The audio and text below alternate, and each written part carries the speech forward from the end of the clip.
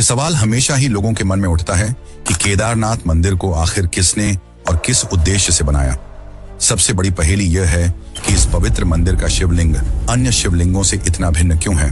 हजारों वर्ष पहले जब विज्ञान का कोई नामो निशान नहीं था, उस समय के लोग इस अद्भुत संरचना को बनाने के लिए इंटरलॉकिंग जैसी अत्याधुनिक तकनीक का ज्ञान कैसे रखते थे, और यह मंदिर 400 वर्षों तक बर्फ के नीचे दबा होने के बावजूद कैसे बिना किसी क्षति के सुरक्षित रहा।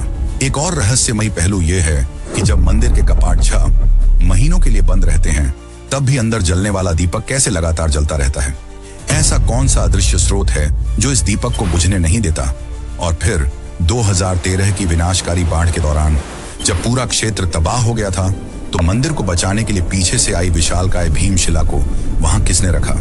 क्या यह सब महज संयोग था या फिर यह किसी दिव्य शक्ति का असाधारण चमत्कार। इन सभी रहस्यमय घटनाओं के उत्तर अब तक विज्ञान के पास भी नहीं है। केदारनाथ धाम के इन अनसुलझे रहस्यों को जानने के लिए हमारे साथ बने रहिए।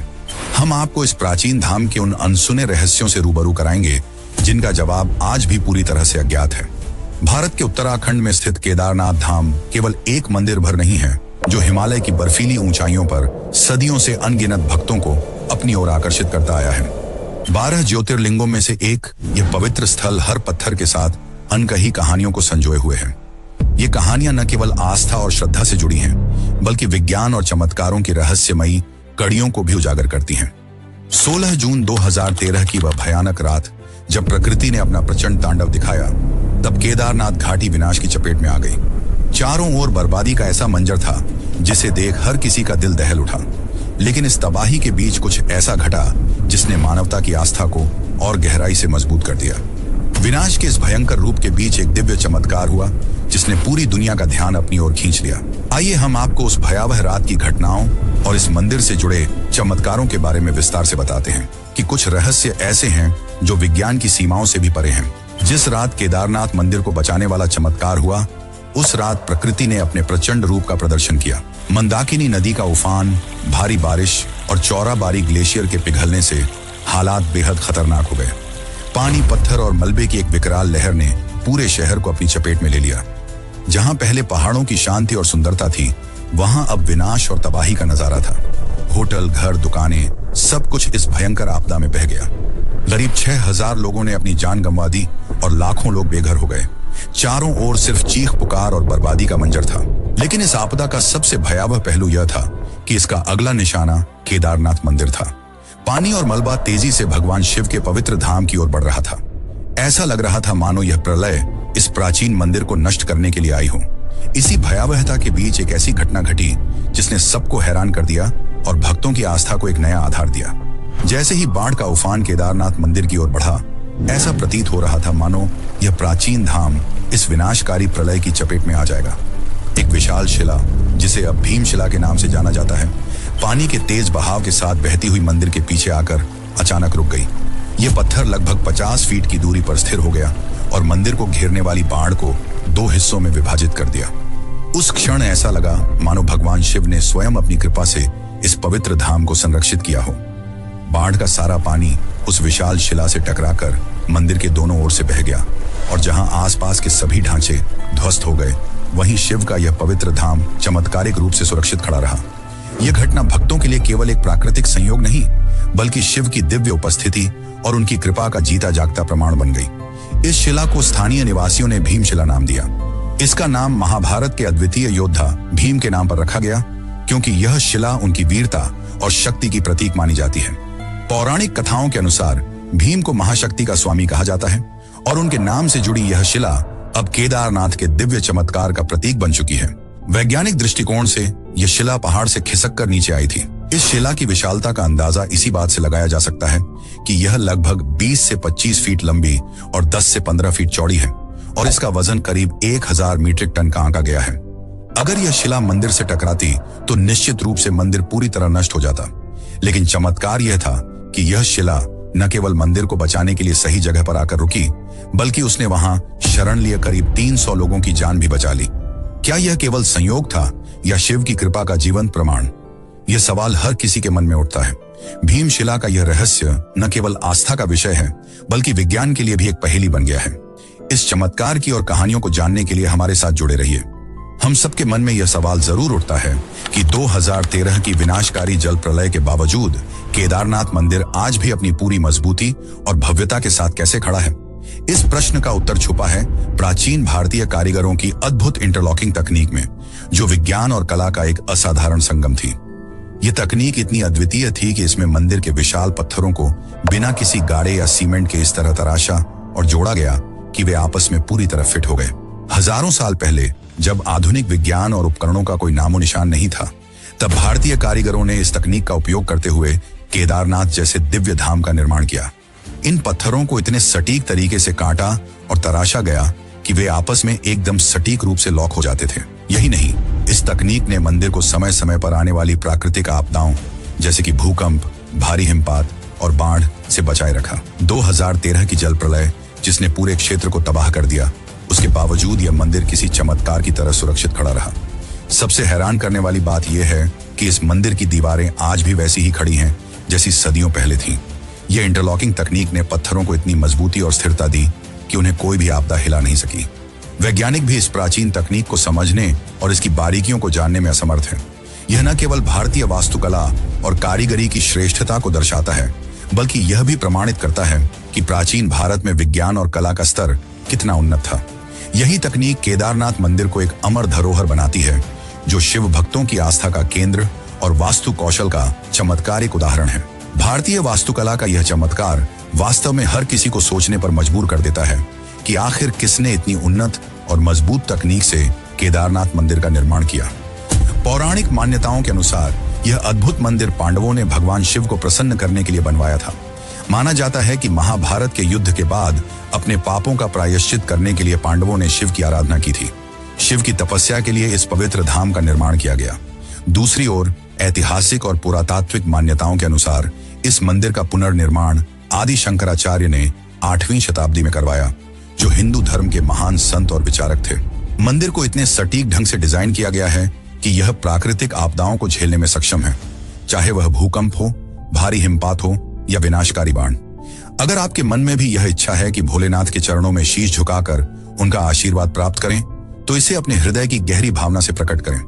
कमेंट में हर हर महादेव लिखकर अपनी आस्था व्यक्त करें। विश्वास रखें, बाबा भोलेनाथ आपकी हर मनोकामना अवश्य पूरी करेंगे। तो चलिए केदारनाथ धाम के इतिहास और रहस्यों की इस यात्रा को जारी रखते हैं और जानने की कोशिश करते हैं कि इस मंदिर से जुड़े और कौन कौन से गूढ़ रहस्य हमारी आस्था और वास्तु कौशल का प्रमाण है।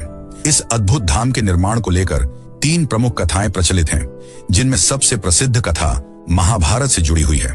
आइए जानते हैं इस कथा के माध्यम से मंदिर के निर्माण की कहानी। पौराणिक ग्रंथों के अनुसार महाभारत का युद्ध समाप्त होने के बाद पांडवों ने कौरवों पर विजय प्राप्त की। युधिष्ठिर को हस्तिनापुर का राजा घोषित किया गया और उन्होंने लगभग 4 दशकों तक न्यायपूर्ण तरीके से राज्य का संचालन किया। लेकिन युद्ध में हुई हानि और निर्दोष लोगों की मृत्यु का पाप उनके मन को निरंतर कछोड़ता रहा। अपने पापों से मुक्ति पाने और भगवान शिव का आशीर्वाद प्राप्त करने के लिए पांडवों ने शिव की खोज में हिमालय की ओर रुख किया। भगवान शिव उनसे नाराज थे और पांडवों से दूर रहने के लिए कई बार अपना रूप बदलकर छिप गए। कहा जाता है कि अंततः केदारनाथ के इस पवित्र स्थान पर पांडवों को शिव के दर्शन हुए और उनकी आराधना के फलस्वरूप इस स्थान को मंदिर रूप में स्थापित किया गया। यह स्थल शिव की भक्ति और तपस्या का प्रतीक बन गया और पांडवों की कथा ने इसे और भी पवित्र और महत्वपूर्ण बना दिया। एक दिन पांडव भगवान श्री कृष्ण के साथ बैठे हुए महाभारत के भयंकर युद्ध और उसकी घटनाओं की समीक्षा कर रहे थे। युद्ध की भयानक स्मृतियां उनके मन में गहरी छाप छोड़ चुकी थीं। चर्चा के दौरान पांडवों ने अपनी चिंता प्रकट करते हुए श्री कृष्ण से कहा, हे नारायण, हमने अपने बंधु बांधवों और गुरुजनों का वध किया है और यह कलंक हमारे सिर पर सदा रहेगा। हमें यह बताइए कि इस पाप से मुक्ति का क्या उपाय है। श्री कृष्ण ने गंभीरता से उत्तर दिया, भले ही तुमने धर्म के पक्ष में युद्ध लड़ा हो और विजय प्राप्त की हो, लेकिन अपने बंधु बांधवों और गुरुजनों का वध करने का पाप तुम्हारे सिर पर है। यह पाप तुम्हारे लिए तब तक बोझ बना रहेगा जब तक तुम इससे मुक्ति नहीं पा लेते। इस पाप से तुम्हें केवल महादेव ही मुक्त कर सकते हैं। अब समय आ गया है कि तुम भगवान शिव की शरण में जाओ। श्री कृष्ण के इन वचनों ने पांडवों को मार्गदर्शन दिया, लेकिन उनका मन अब भी भारी था। कुछ समय बाद द्वारका से यह दुखद समाचार आया कि भगवान श्री कृष्ण ने अपना देह त्याग दिया है। इस खबर ने पांडवों को गहरे शोक और असमंजस में डाल दिया। उनके सदा के मार्गदर्शक और सहायक अब इस दुनिया में नहीं रहे थे। इस कठिन समय में पांडवों ने यह निर्णय लिया कि राज्य का उत्तरदायित्व परीक्षित को सौंप देंगे। उन्होंने हस्तिनापुर के सिंहासन का भार परीक्षित पर डालकर सांसारिक जीवन से मोह त्याग दिया। द्रौपदी सहित सभी पांडव अपने पापों से मुक्ति और आत्मिक शांति की खोज में भगवान शिव की आराधना के लिए हिमालय की ओर निकल पड़े। यह यात्रा सिर्फ पाप मुक्ति की नहीं, बल्कि आत्मा की गहराइयों में झांकने और भगवान शिव के अनंत रूप को समझने की थी। यह कदम पांडवों के लिए एक नई आध्यात्मिक शुरुआत का प्रतीक बन गया। आगे की इस यात्रा में उन्होंने वह पवित्र धाम पाया जो आज केदारनाथ के नाम से जाना जाता है। पांडवों ने अपने पापों से मुक्ति पाने और भगवान शिव का आशीर्वाद प्राप्त करने के लिए अपनी यात्रा शुरू की। सबसे पहले वे काशी पहुंचे, जो शिवजी का पवित्र धाम माना जाता है, लेकिन शिवजी ने वहां दर्शन नहीं दिए। इसके बाद पांडव कई अन्य पवित्र स्थलों पर गए, लेकिन हर बार शिवजी उनसे बचने के लिए वहां से प्रस्थान कर जाते। इस खोज में पांडव अंततः हिमालय की ऊंचाइयों तक पहुंच गए। शिवजी, जो पांडवों की भक्ति और उनकी खोज से परिचित थे, ने पांडवों को आते देख नंदी का रूप धारण कर लिया और पशुओं के झुंड में शामिल हो गए। भगवान शिव को पाने के लिए भीम ने एक चालाक योजना बनाई। उन्होंने विशाल रूप धारण कर अपने पैर केदार पर्वत के दोनों ओर फैला दिए, ताकि कोई भी पशु उनके पैरों के बीच से निकल न सके। लेकिन नंदी के रूप में भगवान शिव ने इस योजना को भांप लिया और उन्होंने भीम के पैरों के नीचे से गुजरने की बजाय अपना रास्ता बदल लिया। यह देखकर भीम को नंदी पर संदेह हुआ और उन्होंने तुरंत पहचान लिया कि यही भगवान शिव हैं। उन्होंने नंदी रूपी शिवजी को पकड़ने का प्रयास किया, लेकिन शिवजी ने धरती में समाना शुरू कर दिया। भीम ने तुरंत शिवजी का पीछा किया और उनके पिछले हिस्से को पकड़ लिया। इस पर भगवान शिव ने पांडवों की भक्ति और उनके प्रयासों से प्रसन्न होकर उन्हें साक्षात दर्शन दिए। उन्होंने पांडवों को उनके सभी पापों से मुक्त कर दिया और आशीर्वाद दिया। तभी से भगवान शिव यहाँ नंदी की पीठ के रूप में पूजे जाते हैं, और यही कारण है कि केदारनाथ का शिवलिंग अन्य शिवलिंगों से अलग है। यह शिवलिंग नंदी के पीठ के आकार का है, जो भगवान शिव की अनोखी उपस्थिति और पांडवों की भक्ति का प्रतीक है। पौराणिक कथाओं के अनुसार जब भगवान शिव ने पांडवों को दर्शन दिए तो उनके शरीर के विभिन्न अंग पृथ्वी के अलग अलग स्थानों पर प्रकट हुए। इन्हीं अंगों से पंच केदार की उत्पत्ति हुई, जो भगवान शिव की भक्ति के 5 प्रमुख स्थलों के रूप में पूजित हैं। मुख, भगवान शिव का मुख नेपाल के पशुपतिनाथ मंदिर में प्रकट हुआ, जो शिव की भव्यता और दिव्यता का प्रतीक है। भुजाएं, उनकी भुजाएं तुंगनाथ में प्रकट हुई, जो शिव की शक्ति और पराक्रम का प्रतीक है। मुख एक और रूप, रुद्रनाथ में भगवान शिव का मुख प्रकट हुआ, जो उनकी गंभीरता और शांत स्वरूप को दर्शाता है। नाभि, उनकी नाभि मदमहेश्वर में प्रकट हुई, जो शिव की ऊर्जा और सृजनात्मकता का प्रतीक है। जटाएं, उनकी जटाएं कल्पेश्वर में प्रकट हुई, जो शिव के तप और ज्ञान का प्रतीक है। इन 5 स्थलों को मिलाकर पंच केदार कहा जाता है। इन सभी में केदारनाथ को सबसे प्रमुख और पवित्र माना जाता है, क्योंकि यह वह स्थान है जहां भगवान शिव के पीठ स्वरूप की पूजा होती है। यह पीठ रूप उस समय का प्रतीक है जब शिव जी ने नंदी का रूप धारण किया और पांडवों ने उनके पिछले हिस्से को पकड़कर उन्हें पहचान लिया। केदारनाथ धाम न केवल पंच केदार में सबसे महत्वपूर्ण है, बल्कि यह भक्तों के लिए आत्मा की शुद्धि और पापों से मुक्ति का द्वार भी है। यह स्थल भगवान शिव के अद्वितीय स्वरूप और उनकी कृपा का जीवंत प्रमाण है, जो सदियों से भक्तों को अपनी ओर आकर्षित करता रहा है। केदारनाथ मंदिर के निर्माण का दूसरा सबसे प्राचीन और महत्वपूर्ण पौराणिक संदर्भ भगवान विष्णु के अवतार नर नारायण राशि की तपस्या से जुड़ा हुआ है। इस कथा का उल्लेख शिव पुराण की कोटि रुद्र संहिता में मिलता है, जिसमें बताया गया है कि बद्री वन, जो वर्तमान में बद्रीनाथ धाम के नाम से जाना जाता है, में नर और नारायण आर्षि भगवान शिव की आराधना करते थे। कहा जाता है कि नर नारायण ने घोर तपस्या करते हुए मिट्टी का शिवलिंग बनाकर भगवान शिव की उपासना की। उनकी तपस्या इतनी गहन और निर्मल थी कि इससे प्रसन्न होकर भगवान शिव स्वयं उनके समक्ष प्रकट हुए। भगवान शिव ने नर नारायण से कहा, तुम्हारी तपस्या ने मुझे अत्यंत प्रसन्न किया है। तुम जो भी वरदान चाहो मांग सकते हो। नर नारायण ने भगवान शिव से प्रार्थना की, हे महादेव, कृपा करके इस पवित्र स्थान पर सदैव ज्योतिर्लिंग के रूप में निवास करें, ताकि जो भी भक्त यहाँ आए वह आपको साक्षात देख सके और आपकी कृपा प्राप्त कर सके। भगवान शिव ने उनकी यह प्रार्थना स्वीकार की और वचन दिया कि वे इस स्थान पर ज्योतिर्लिंग के रूप में सदैव विद्यमान रहेंगे। तभी से केदारनाथ धाम में भगवान शिव की पूजा ज्योतिर्लिंग के रूप में की जाती है। इस कथा के अनुसार केदारनाथ का ज्योतिर्लिंग भगवान शिव का एक अत्यंत महत्वपूर्ण और दिव्य स्वरूप है, जो नर नारायण राशि की तपस्या के फलस्वरूप स्थापित हुआ। यह पवित्र स्थल भगवान शिव और विष्णु की अद्वितीय एकता का प्रतीक भी है। जहां भगवान शिव केदारनाथ में ज्योतिर्लिंग के रूप में विराजमान है, वहीं भगवान विष्णु बद्रीनाथ धाम में निवास करते हैं। यह सामंजस्य और एकता शिव और विष्णु के भक्तों के लिए एक अद्भुत संदेश है कि भक्ति, तपस्या और समर्पण से कुछ भी संभव है। केदारनाथ धाम इस दिव्य कथा और श्रद्धा के कारण केवल एक धार्मिक स्थल नहीं, बल्कि आस्था, शक्ति और आत्मिक शांति का केंद्र बन गया है। ऐसा कहा जाता है कि 8वीं शताब्दी में महान संत और हिंदू धर्म के पुनर्जागरण के अग्रदूत आदि शंकराचार्य ने केदारनाथ मंदिर का पुनर्निर्माण करवाया। उन्होंने न केवल इस पवित्र धाम को एक प्रमुख तीर्थ स्थल के रूप में स्थापित किया, बल्कि हिंदू धर्म को पुनर्जीवित करने और इसे एक संगठित रूप देने में भी महत्वपूर्ण भूमिका निभाई। आदि शंकराचार्य ने केदारनाथ में ज्योतिर्लिंग की स्थापना की और इसे शिव भक्तों के लिए एक विशेष आस्था केंद्र बना दिया। उनकी दूरदर्शिता और भक्ति ने इस मंदिर को न केवल एक धार्मिक स्थल, बल्कि भारतीय संस्कृति और धर्म का एक प्रतीक बना दिया। केदारनाथ धाम को आदि शंकराचार्य की तपस्या और प्रयासों के कारण 4 धामों में एक महत्वपूर्ण स्थान प्राप्त हुआ। माना जाता है कि आदि शंकराचार्य ने अपने जीवन के अंतिम दिन यहीं बिताए थे। अपनी महान शिक्षाओं और धार्मिक सुधारों को पूरा करने के बाद उन्होंने मोक्ष प्राप्त किया। उनकी समाधि आज भी केदारनाथ मंदिर के ठीक पीछे स्थित है, जो भक्तों के लिए आस्था और प्रेरणा का एक प्रमुख केंद्र है। इस समाधि स्थल पर श्रद्धालु न केवल उनकी पूजा करते हैं, बल्कि उन्हें स्मरण करते हुए उनके योगदान को नमन भी करते हैं। यह स्थल उन लोगों के लिए एक संदेश है कि भक्ति और ज्ञान के माध्यम से जीवन को ऊंचाइयों पर ले जाया जा सकता है। आदि शंकराचार्य का केदारनाथ धाम से यह गहरा जुड़ाव इस मंदिर को एक ऐसा पवित्र स्थल बनाता है जो केवल शिव की महिमा का ही नहीं, बल्कि संत शंकराचार्य की शिक्षाओं और उनके अद्वितीय योगदान का भी प्रतीक है। हाल के इतिहासकारों, विशेष रूप से शिव प्रसाद डबराल का मानना है कि केदारनाथ क्षेत्र में शैव संप्रदाय के अनुयायी आदि शंकराचार्य और उनके छात्रों के आगमन से काफी पहले से सक्रिय थे। यह तथ्य इस बात की ओर इशारा करता है कि केदारनाथ मंदिर की प्राचीनता का सटीक निर्धारण करना आज भी चुनौतीपूर्ण है, खास तौर पर जब पाली या ब्राह्मी जैसी प्राचीन भाषाओं में लिखी गई शिलालेखों की लिपियां अभी तक पूरी तरह पढ़ी नहीं जा सकी हैं। मध्य प्रदेश के ग्वालियर में मिले एक शिलालेख से यह संकेत मिलता है कि मालवा के राजा भोज, जिन्होंने 1010 से 1055 ईस्वी के बीच शासन किया था, ने केदारनाथ मंदिर के निर्माण में महत्वपूर्ण भूमिका निभाई थी। इस दावे को और भी बल मिलता है एपिग्राफिया इंडिका खंड 1 जैसे ग्रंथों से, जो राजा भोज के शासन काल में मंदिर निर्माण के प्रमाण प्रस्तुत करते हैं। शिलालेखों के अनुसार राजा भोज ने मंदिर के निर्माण के लिए योगदान दिया, जिससे यह स्पष्ट होता है कि केदारनाथ मंदिर का कुछ हिस्सा उनके शासन काल में पुनर्निर्मित या स्थापित किया गया था। साल 1828 के एक विवरण के अनुसार मंदिर का एक बड़ा हिस्सा पत्थरों से निर्मित था।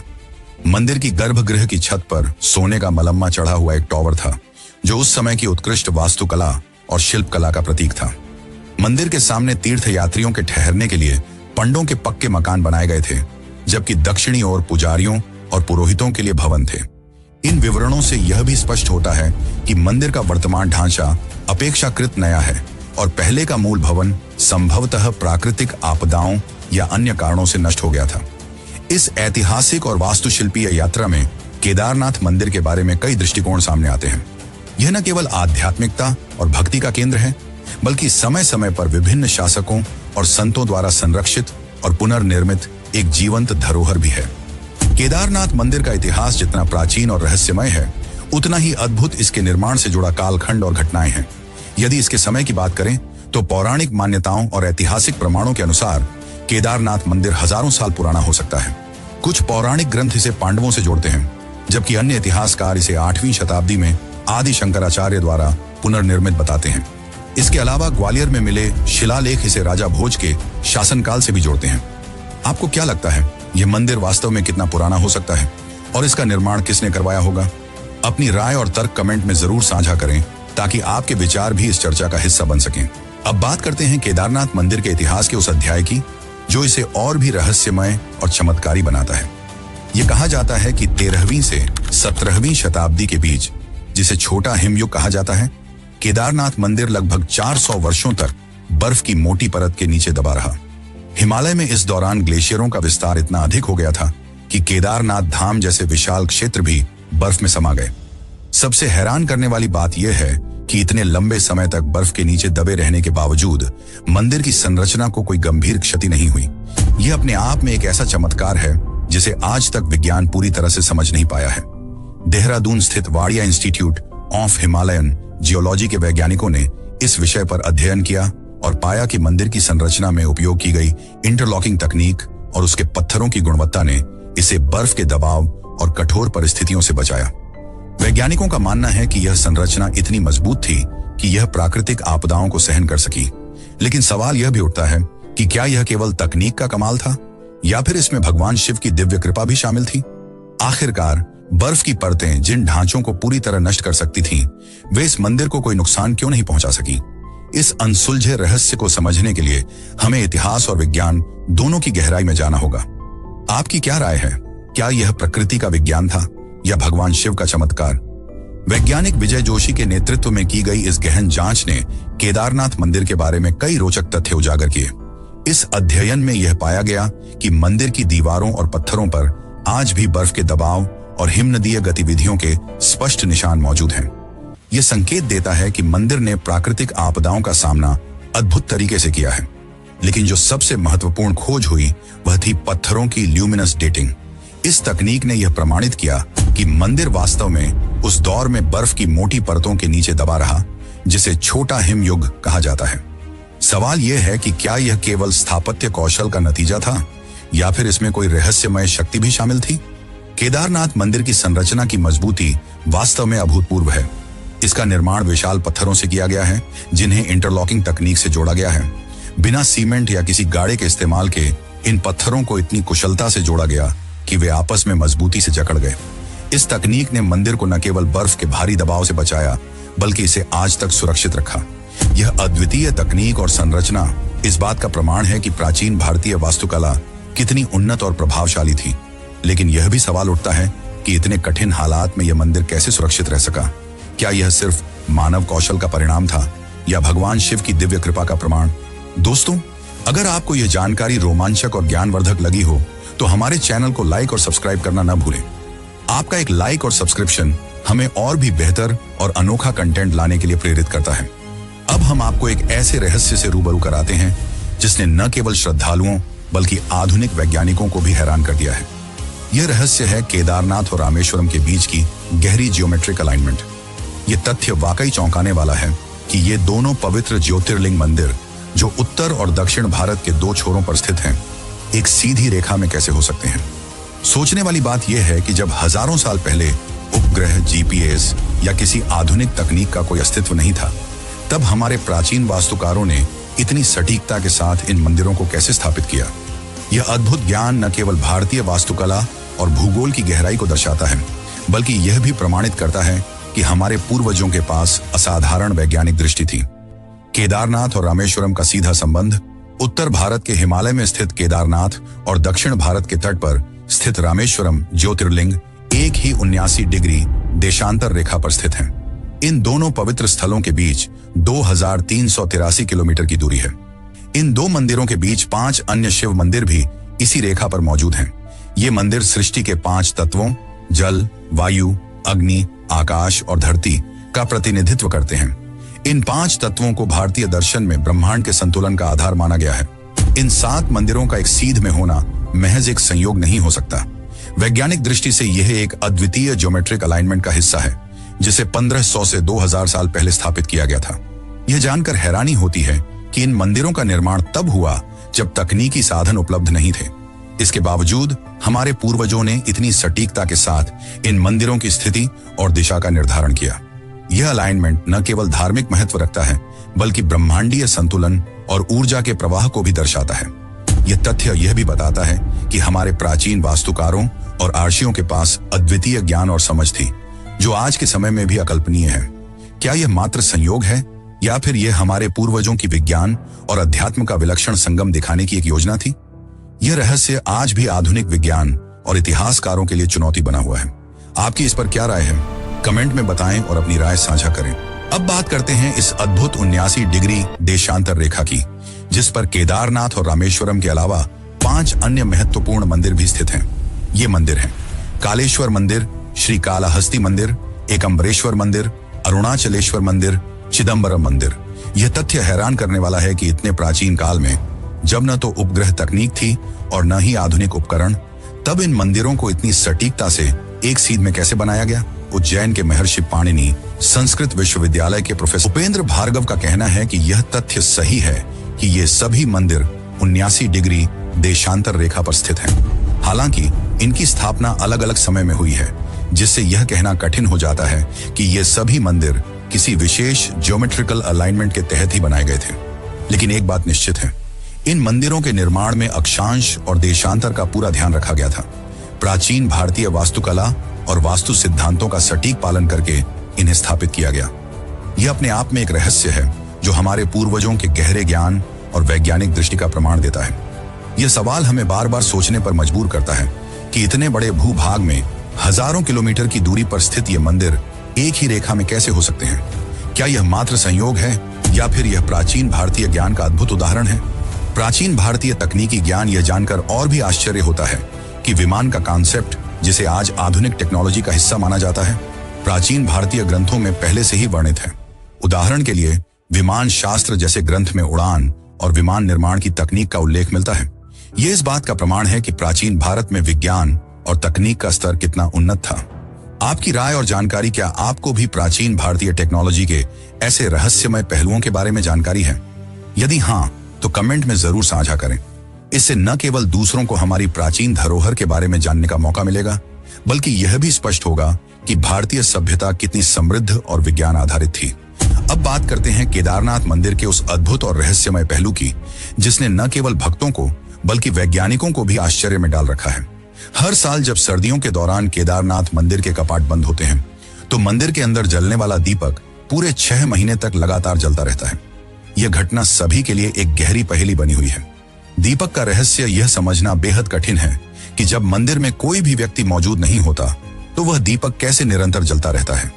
दीपक के लिए आवश्यक तेल और घी जैसे ईंधन 6 महीने तक कैसे टिकते हैं? क्या यह किसी विशेष तकनीक का परिणाम है या फिर यह शिव की कृपा का दिव्य चमत्कार है?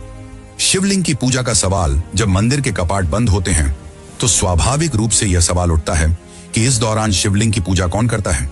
स्थानीय मान्यताओं और परंपराओं के अनुसार ऐसा माना जाता है कि जब कपाट बंद होते हैं, तो भगवान शिव के गण और दिव्य शक्तियां स्वयं इस पूजा को संपन्न करते हैं। वैज्ञानिकों ने इस घटना को समझने के लिए कई बार अध्ययन किया है, लेकिन अब तक इसका कोई ठोस प्रमाण नहीं मिल पाया है। यह घटना आज भी विज्ञान की समझ से परे है।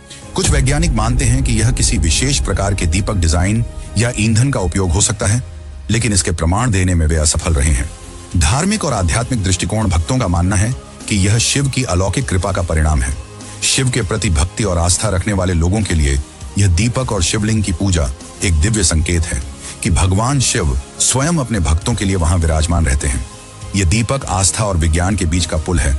जहां विज्ञान असफल हो जाता है, वहीं भक्त इसे शिव की कृपा मानते हैं। यह घटना भारतीय आध्यात्मिकता और परंपराओं की गहराई और रहस्यमय प्रकृति को उजागर करती है। यह प्रमाण है कि कुछ घटनाएं ऐसी होती हैं जिन्हें सिर्फ अनुभव किया जा सकता है, लेकिन पूरी तरह से समझा नहीं जा सकता। क्या यह शिव का चमत्कार है या प्राचीन भारतीय परंपराओं का कोई अनजाना रहस्य? हर साल भाई दूज के बाद जब हिमालय बर्फ की सफेद चादर ओढ़ लेता है और ऊंचाई की कठिनाई इंसानी पहुंच को असंभव बना देती है, तब केदारनाथ मंदिर के कपाट बंद कर दिए जाते हैं। लगभग 6 महीनों तक यह पवित्र धाम बंद रहता है। लेकिन इस अवधि के दौरान मंदिर के भीतर जो घटनाएं घटती हैं, वे न केवल रहस्यमय हैं, बल्कि भक्तों की आस्था को और गहरा कर देती हैं। पौराणिक मान्यताओं के अनुसार जब सर्दियों में केदारनाथ के कपाट बंद होते हैं, तो यह मंदिर खाली नहीं रहता। ऐसा कहा जाता है कि इस दौरान देवता और गंधर्व भगवान शिव की पूजा के लिए यहाँ आते हैं। यह विश्वास है कि जब मानव उपस्थिति समाप्त हो जाती है, तब यह स्थान भगवान शिव की दिव्य उपस्थिति और देवताओं की पूजा का केंद्र बन जाता है। दीपक का रहस्य मंदिर के कपाट बंद करते समय मंदिर के भीतर एक दीपक जलाया जाता है, जो बिना किसी देख रेख के पूरे 6 महीने तक निरंतर जलता रहता है। और जब कपाट फिर से खोले जाते हैं, तो यह दीपक जलता हुआ पाया जाता है। यह मानो शिव की अक्षुण्ण दिव्यता का प्रमाण हो, जो यह दर्शाता है कि भगवान शिव की कृपा और उपस्थिति यहाँ सदा बनी रहती है। कि कपाट खुलने पर मंदिर की सफाई और व्यवस्था पूर्ण रूप से व्यवस्थित मिलती है। ऐसा लगता है जैसे इन 6 महीनों के दौरान नियमित रूप से पूजा अर्चना होती रही हो। यह रहस्य भक्तों के मन में यह विश्वास गहराता है कि जब इंसान यहाँ से दूर होते हैं, तो भगवान शिव और उनके गण स्वयं इस धाम की देखरेख करते हैं। वैज्ञानिकों ने इस घटना की तह तक जाने की कोशिश की है, लेकिन अभी तक इसका कोई ठोस और प्रमाणित उत्तर नहीं मिल पाया है। दीपक का 6 महीने तक जलते रहना एक ऐसा तथ्य है जिसे आधुनिक विज्ञान पूरी तरह से समझने में असमर्थ है। यह सवाल खड़ा होता है कि इतने लंबे समय तक बिना किसी ईंधन की आपूर्ति के एक दीपक कैसे जल सकता है। इसी तरह मंदिर की स्वच्छता और पूजा व्यवस्था का रहस्य भी विज्ञान के लिए एक चुनौती है। ऐसा क्या हो सकता है जो मंदिर के भीतर सब कुछ इतना व्यवस्थित और स्वच्छ रखता है, मानो कोई वहां नियमित रूप से उपस्थित हो। भक्तों के लिए यह घटना किसी चमत्कार से कम नहीं है। ये उनके विश्वास को और भी मजबूत करती है कि केदारनाथ धाम भगवान शिव का स्थायी निवास है। यह केवल एक धार्मिक स्थल नहीं, बल्कि एक ऐसा स्थान है जहां अलौकिक शक्तियों का वास है। क्या यह रहस्य केवल पौराणिक कथाओं और आस्था का हिस्सा है, या इसमें कोई वैज्ञानिक और आध्यात्मिक सच्चाई छिपी है? यह सवाल आज भी अनुत्तरित है, लेकिन एक बात निश्चित है, केदारनाथ धाम का यह रहस्य, चाहे चमत्कार हो या विज्ञान, श्रद्धालुओं की भक्ति और शिव की दिव्यता को सदियों से अमर बनाए हुए है। आपकी इस पर क्या राय है? क्या यह शिव की अलौकिक कृपा है या कोई अनदेखा विज्ञान? कमेंट में अपनी राय जरूर साझा करें। केदारनाथ मंदिर से जुड़ी परंपराएं और पूजा पद्धतियां अत्यंत प्राचीन और विशिष्ट हैं, जो इसे अन्य धार्मिक स्थलों से अलग बनाती हैं। सर्दियों में जब केदारनाथ मंदिर के कपाट बंद होते हैं, तब भगवान शिव की प्रतिमा और अन्य धार्मिक प्रतीक, जिन्हें दंडी कहा जाता है, को विशेष सम्मान और परंपराओं के साथ ऊखीमठ ले जाया जाता है। शीतकालीन धाम ऊखीमठ उत्तराखंड का एक पवित्र स्थल है, जिसे केदारनाथ का शीतकालीन धाम माना जाता है। यह वह स्थान है जहां मंदाकिनी और अलकनंदा नदियां मिलती हैं। सर्दियों के दौरान भगवान शिव की प्रतिमा को यहां सुरक्षित रखा जाता है और उनकी पूजा अर्चना नियमित रूप से जारी रहती है। कपाट बंद होने के समय भगवान शिव की प्रतिमा को मंत्रोच्चारण और विशेष अनुष्ठानों के साथ ऊखीमठ ले जाया जाता है। यह प्रक्रिया पूरी भक्ति और सम्मान के साथ संपन्न होती है। मंदिर के मुख्य पुजारी और पुरोहित, जो भगवान शिव के मुख्य अनुष्ठानों का संचालन करते हैं, भगवान की प्रतिमा के साथ ऊखीमठ जाते हैं। केदारनाथ मंदिर की पूजा व्यवस्था बेहद अनूठी और सदियों पुरानी परंपराओं से जुड़ी हुई है। इस मंदिर की पूजा का संचालन विशेष रूप से कर्नाटक के वीराशैव जंगम समुदाय के पुजारियों द्वारा किया जाता है, जिन्हें रावल कहा जाता है। रावल पुजारी यहाँ के मुख्य पुजारी होते हैं और भगवान शिव के सभी धार्मिक अनुष्ठानों का संचालन करते हैं। यह परंपरा पीढ़ी दर पीढ़ी चली आ रही है और रावल पुजारी हमेशा कर्नाटक के इस समुदाय से चुने जाते हैं। रावल पुजारी के परिवार के लोग ही इस भूमिका को निभाते हैं, जो इस परंपरा की निरंतरता और पवित्रता को बनाए रखता है। ऊखीमठ में भगवान शिव की पूजा उतनी ही भक्ति और नियमों के साथ की जाती है जितनी केदारनाथ में होती है। यह सुनिश्चित करता है कि भगवान शिव की आराधना निरंतर जारी रहे, भले ही केदारनाथ मंदिर सर्दियों में बंद हो। केदारनाथ और ऊखीमठ की यह परंपरा न केवल श्रद्धालुओं की आस्था को गहराई देती है, बल्कि यह भारतीय संस्कृति और धर्म के अनूठे पहलुओं को भी उजागर करती है। यह प्रक्रिया हमें यह सिखाती है कि भक्ति और परंपरा समय और स्थान की सीमाओं से परे होती है। आप मानते हैं कि इन परंपराओं और पूजा पद्धतियों के पीछे भगवान शिव की विशेष कृपा है, या यह हमारी प्राचीन संस्कृति और धर्म का एक अद्भुत उदाहरण है? खास बात यह है कि केदारनाथ मंदिर में संपन्न होने वाले सभी प्रमुख अनुष्ठान आज भी प्राचीन कन्नड़ भाषा में ही किए जाते हैं। यह परंपरा सदियों पुरानी है और इसे पूरी श्रद्धा और विधि विधान के साथ निभाया जाता है। यह कन्नड़ भाषा में अनुष्ठानों का होना इस बात का प्रतीक है कि दक्षिण भारत और उत्तर भारत के बीच धार्मिक और सांस्कृतिक जुड़ाव कितना गहरा और प्राचीन है।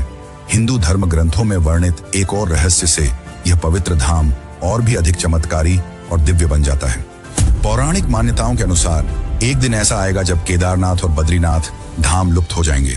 कहा जाता है कि जब नर और नारायण पर्वत आपस में मिल जाएंगे, तब इन दोनों तीर्थ स्थलों का मार्ग पूरी तरह से बंद हो जाएगा। उस समय भक्त इन धामों के दर्शन नहीं कर पाएंगे।